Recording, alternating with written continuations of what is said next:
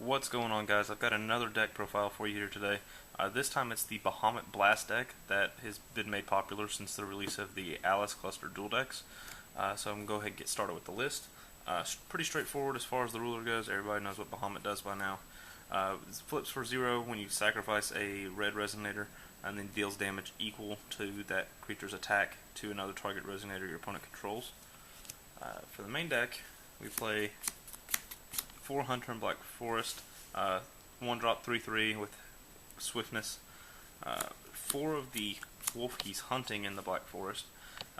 Really good 1-drop 5/3. Don't really use her that much unless you're just banishing her for Bahamut, because if she is destroyed, that you do take the 500 damage. Although when you do sacrifice her to Bahamut, you do not take the 500 because she is banished and not destroyed. 4 Black Goat, just for another 1-drop 2/2. With the ability to burn, as well as becoming basically another burn spell later on. 4 Eggs. This card's really good and has really stood out to me recently. With the ability to pump Bahamut's damage output by 200 with the red Regalia, it does deal damage if you sack it to Bahamut, as long as you have one of those swords abilities active. 4 Cthugha. Pairs really well with the egg.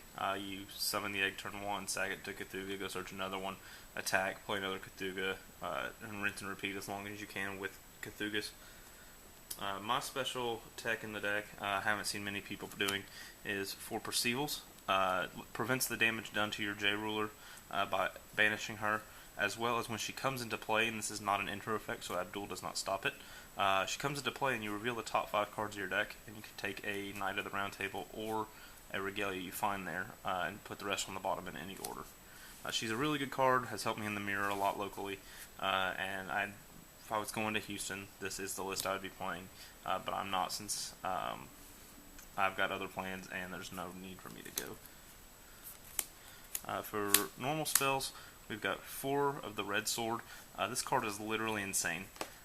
The ability to give your J-Ruler haste, especially something like Bahamut that can just outright come in for free, is just nuts.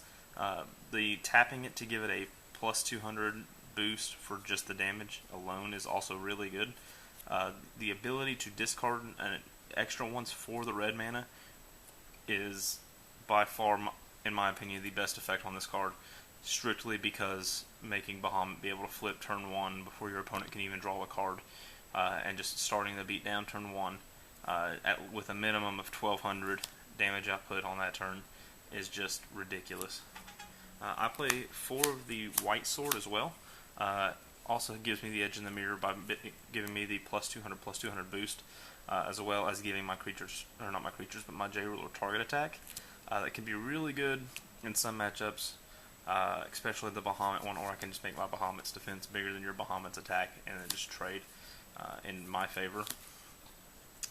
4 Thunders, we're playing red, you kind of have to, and I play 4 Demon Flames as well.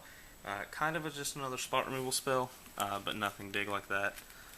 So once I can clean this mess up, I'll get to the stone deck. Alright, for the stones, since I play Perceval, I play 4 Magic Stone of Heat Ray. Kind of want to be able to play Perceval without having to discard a White Sword if I don't need to. 1 Meleast, the Ghostly Flame Stone. I'm not sure that's how you actually say it, but it's whatever. And 5 basic red stones, because that's all we really need. For the sideboard, I do side into Kane, the Trader of Gods.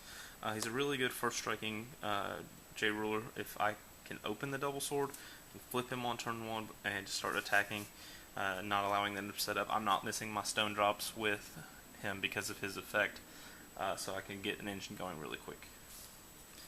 1 Bloody Snow White, kind of want to side this into the mirror every now and then to log down their Bahamut and not let them play the game, basically, because they'll be at 0 stones while I'm just sitting there tapping their guy and have stones of my own. You're able to take 1 or 2 hits with Bahamut before doing this, so just be really careful and make sure you start doing it before you do Bahamut, obviously.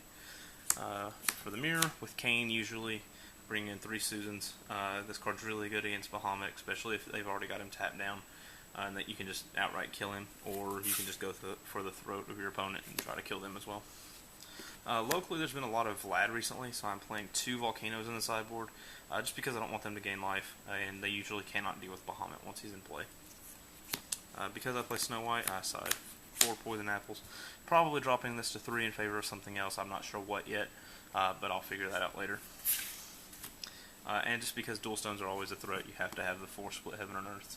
I'm not playing these in the main board just because the Bahamut deck is so relevant right now, and just everywhere, so there's really no point, and would be a dead card majority of the time.